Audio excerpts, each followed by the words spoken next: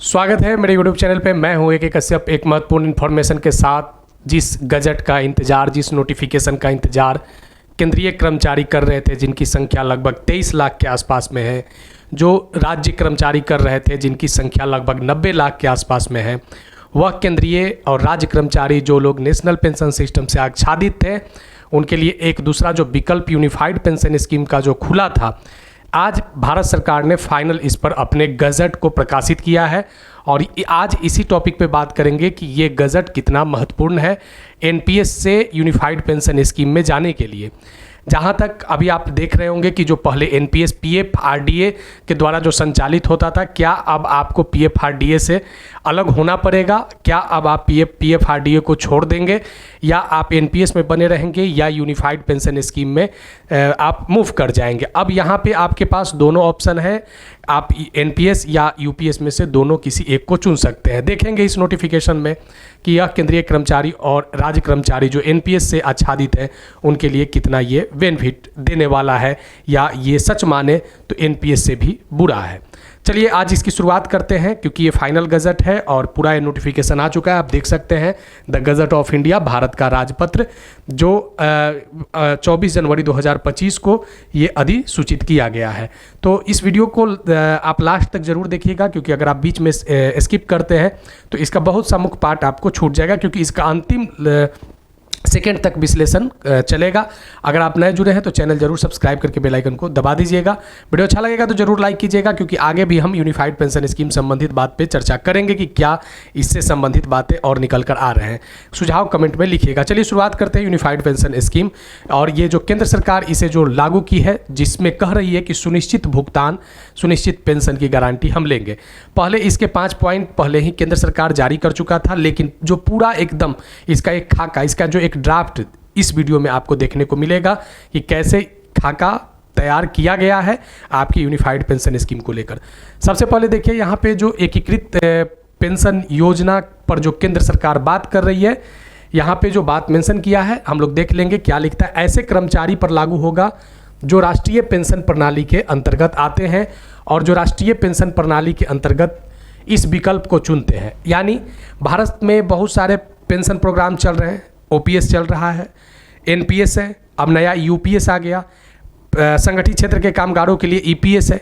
यह विकल्प यूपीएस जो है, यूपीएस में शामिल, इसलिए हम यहाँ पे क्लियर करें कि बहुत से लोग इस वीडियो को देख के सस्पेंस में ना आ जाए कि ये कौन लोग के लिए, तो ये उन्हीं लोग के लिए है जिनका एनपीएस अकाउंट जो है केंद्र सरकार या राज्य सरकार के कर्मी के रूप में खुला हुआ है। अभी केंद्र ही इसको बहाल कर रहा है, बाद में इसे राज्य भी कर सकता है। यानी जो लोग एनपीएस में हैं वही लोग यूपीएस में जा सकते हैं। ठीक है, अब यहाँ देखिए कि कहता है कि सुनिश्चित भुगतान किस मामले में, जो पेंशन की सुनिश्चित भुगतान होगा ये किस मामले में होगा? यदि कोई कर्मचारी 10 वर्ष की अहरक सेवा के पश्चात अधिवार्षता प्राप्त कर लेता है तो अधिवार्षता की तारीख से, यानी जो यहाँ पे रिटायरमेंट की मिनिमम जो एज निर्धारित किया गया वह 10 वर्ष, यानी आपकी 10 साल की अहरक सेवा निर्धारित किया गया। यानी अगर आप 10 वर्ष कर लेते हैं तो आपको एक फिक्स्ड पेंशन जो है वह केंद्र सरकार यूनिफाइड पेंशन स्कीम में देगी। पहला पॉइंट को एकदम देख लीजिएगा, गजट में मिनिमम जो अहरक सेवा 10 वर्ष का इसमें रखा गया।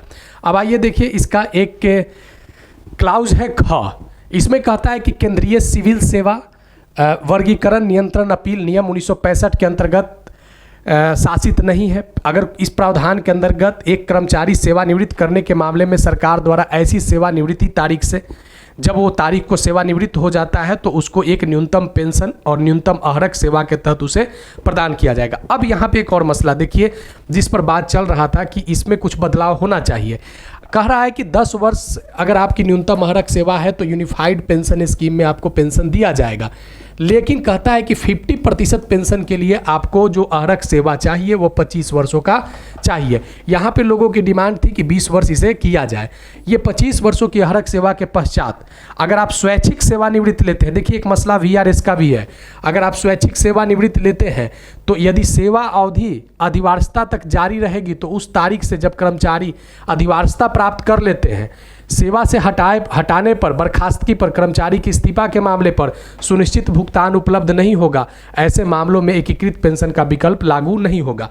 यानी वीआरएस का भी मांग चल रहा था कि जिस दिन वीआरएस लिया जाए तो वीआरएस लेने के लिए आपको कितना 25 वर्ष का यहाँ पे जो सेवानिवृत्ति का जो ये अहरक सेवा को लाया गया है, यानी वीआरएस होने के बाद भी आपको पेंशन की राशि तभी मिलेगी जब आप जो सरकार के द्वारा सेवानिवृत्ति उम्र जो निर्धारित 60 वर्ष जो किया गया है, जब यही उम्र आपका कंप्लीट होगा तभी आपको पेंशन की राशि न्यूनतम जो पेंशन की जो भी राशि आपकी बनेगी यूनिफाइड में वीआरएस के मसले में आपको दिया जाएगा। अब देखिए इस योजना के अंतर्गत लाभ क्या है।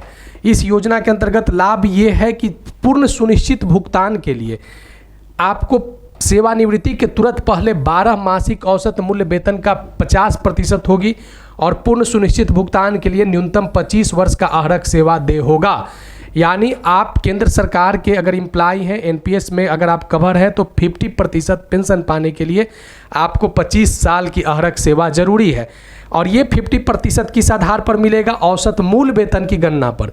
यानी जो भी आपके 12 महीने का जो मूल वेतन होगा उसी आधार पर आपका निर्धारण किया जाएगा। अब देखिए मूल वेतन बहुत ज़्यादा डिफर नहीं होता है क्योंकि एक बार जो इंक्रीमेंट लगता है, वार्षिक इंक्रीमेंट जो लगता है तो एक छोटी सी प्रतिशत वार्षिक इंक्रीमेंट की लगती है, तो 6 महीने के बाद 7वां महीने में थोड़ा सा इधर उधर अमाउंट होता है। तो ये केवल केंद्र सरकार एक झुनझुना और एक बहलाने वाली बात की कि 12 महीने का वार्षिक जो है वह औसत मूल वेतन, इससे बहुत कुछ अंतर पड़ने वाला नहीं है। अगर आप महीने की पहली तारीख की पहले वर्ष की पहले महीने से लेकर अंतिम महीने तक अगर आप कैलकुलेट करेंगे तो वही डेट आपको मिलेगा जो पहले महीने का रहा है।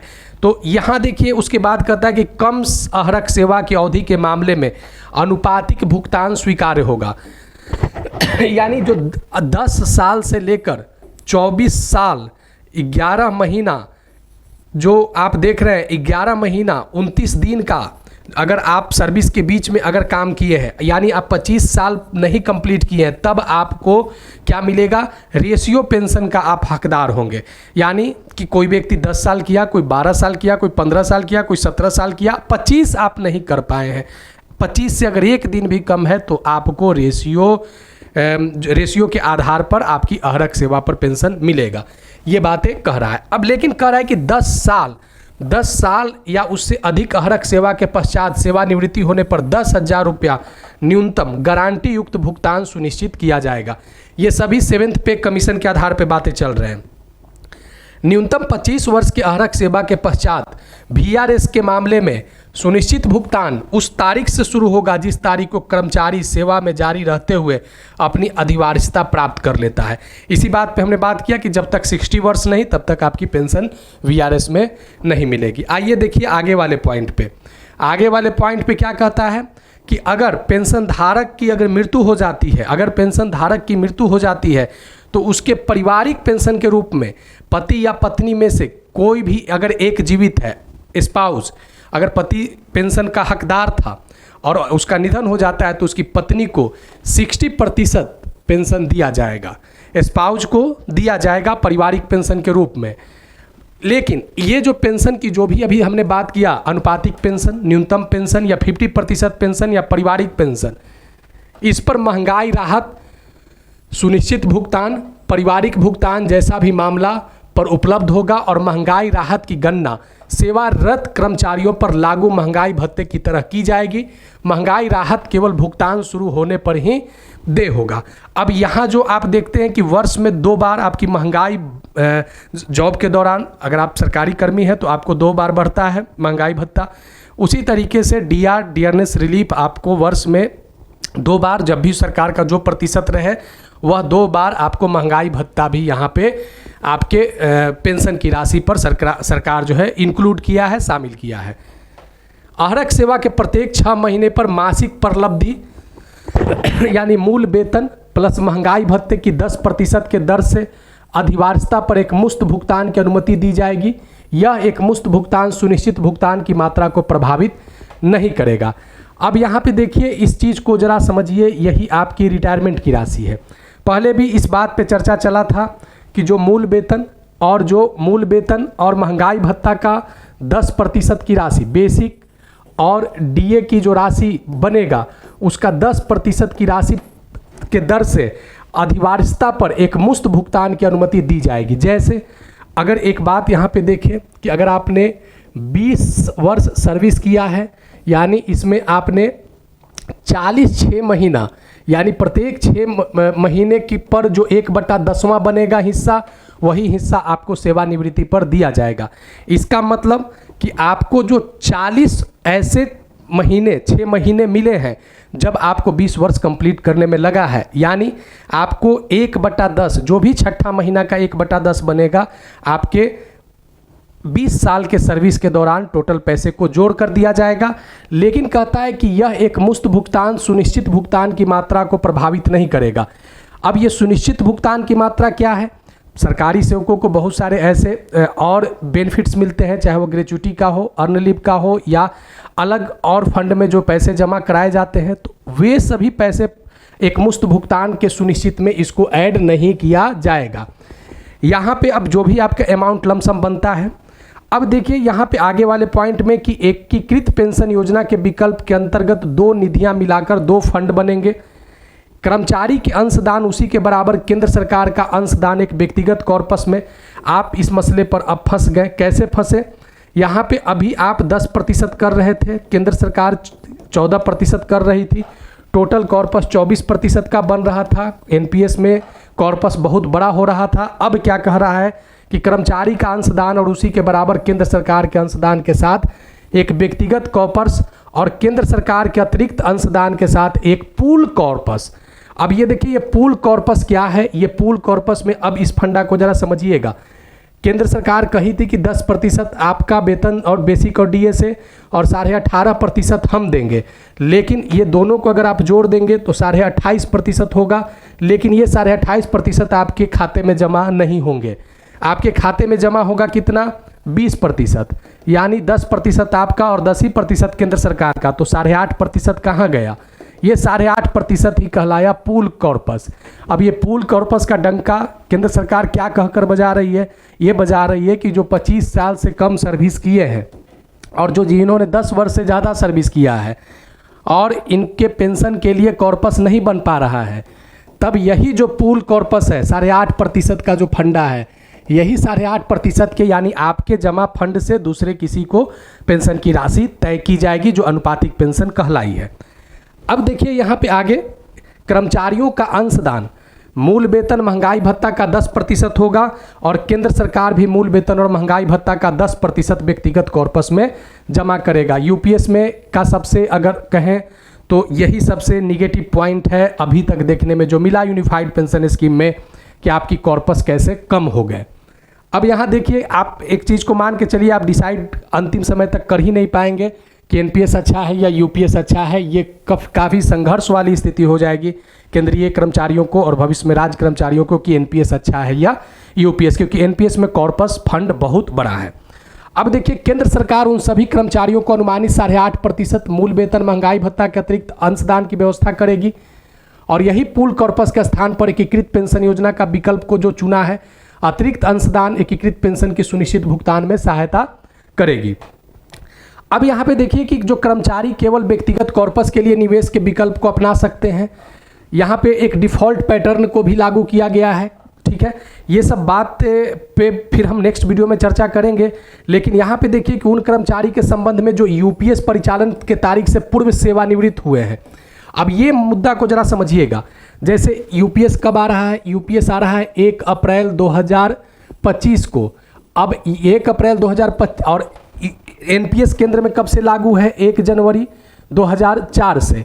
अब यहाँ इस मुद्दे को समझना है कि 1 जनवरी 2004 से लेकर अगर 30 मार्च 2025 के बीच में अगर कोई केंद्रीय कर्मचारी सेवानिवृत्त हुए हैं तो उनको क्या यूपीएस का लाभ मिलेगा या नहीं मिलेगा, यह भी एक मूल विषय है जिसके बारे में यहाँ पे इस पॉइंट पे 7 नंबर पॉइंट पे मेंशन किया है।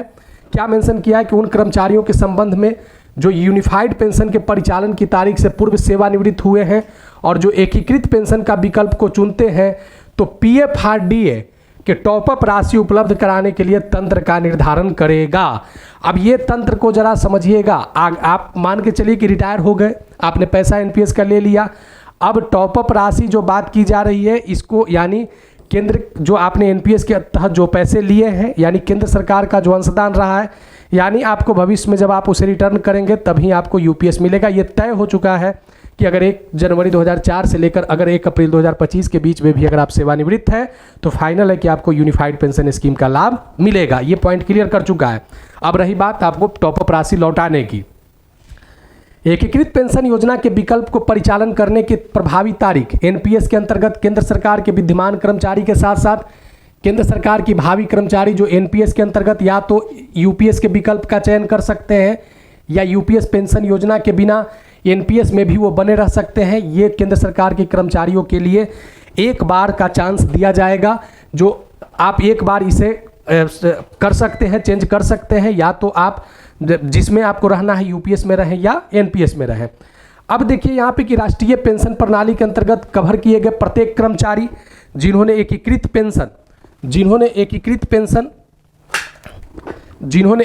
पेंशन योजना के विकल्प को लिया है, पेंशन में पीएफआरडीए का क्या बेंचमार्क है। अब ये कॉर्पस मूल्य की गणना कैसी होगी। अहरक सेवा में प्रत्येक महीने के लिए कर्मचारी और नियोक्ता दोनों का अंशदान नियमित प्राप्ति होगा। ऐसे अंशदान निवेश जो प्राधिकरण की परिभाषित निवेश के डिफॉल्ट पैटर्न के अनुसार होगा। ये सब कुछ ऐसे बातें हैं जिसके किसी बाद में हम किसी वीडियो पे चर्चा इसमें करेंगे, नेक्स्ट वीडियो में कुछ। लेकिन मूल बातों को जिसमें हमने अभी चर्चा किया है, ये मूल बातें जो हैं इस तरीके के बातें यहाँ पे आ चुके हैं। अब देखिए यहाँ पे कि जो सेवानिवृत्ति पर अधिवार्यता या सेवानिवृत्ति पर एकीकृत पेंशन योजना के अंतर्गत जो कर्मचारी सुनिश्चित भुगतान के प्राधिकार के लिए बेंचमार्क कॉर्पस मूल्य का यूनिट के बराबर पूल कॉर्पस में व्यक्तिगत कॉर्पस मूल्य यूनिट को अंतरित करने के लिए प्राधिकृत करेगा। यदि व्यक्तिगत कॉर्पस में मूल्य यूनिट बेंचमार्क कॉर्पस के यूनिट से कम है तो कर्मचारी के पास अंतर पूरा करने के लिए अतिरिक्त अंशदान की व्यवस्था करने का विकल्प होगा। ठीक है, ये कुछ बातें हैं जिसमें अभी आप देख सकते हैं। एक 10 नंबर पॉइंट को जरा देख लीजिए कि एकीकृत पेंशन योजना में जो निधि आधारित की गई है पेंशन प्रणाली होने के नाते कर्मचारी को सुनिश्चित भुगतान प्रयोज्य अंशदान के नियमित और समय पर संचय निवेश पर यह निर्भर करेगा। ये जो आप देख रहे हैं यूनिफाइड पेंशन स्कीम, जिसके बारे में कहा गया कि 1 अप्रैल 2025 से लागू होगा, और जो एक लेटर अभी जो सर्कुलेट किया है और ये आपकी सोशल मीडिया पर ये लेटर चल भी रहा है, पंकज शर्मा संयुक्त सचिव के नाम से यहाँ पे ये लेटर जो है प्रकाशित हुआ है। ये गजट जो प्रकाशित हुआ है, ये मूल जो एलिमेंट्स थे यूनिफाइड पेंशन स्कीम को, जिसको हमने इस वीडियो में चर्चा किया है, इसके एक और विशेष सार को हम लोग नेक्स्ट वीडियो में समझेंगे। आप मेरे चैनल के साथ जरूर जुड़े रहिएगा, क्योंकि हमने यूनिफाइड पेंशन स्कीम संबंधित बहुत सारे बातों पर चर्चा पहले भी किया था और लगभग सेम पैटर्न उसी पर केंद्र सरकार गजट में भी आपको देखने को मिला है, क्योंकि पहले भी केंद्र सरकार कुछ पॉइंट को नोटिस कर चुका था। अगर नए जुड़े हैं तो चैनल को जरूर सब्सक्राइब करके बेल आइकन को दबा दीजिएगा। वीडियो अच्छा लगेगा तो जरूर लाइक कर दीजिएगा और सुझाव यूनिफाइड पेंशन स्कीम में कमेंट में जरूर लिखिएगा। आगे मिलेंगे फिर नेक्स्ट वीडियो नेक्स्ट टॉपिक में। धन्यवाद।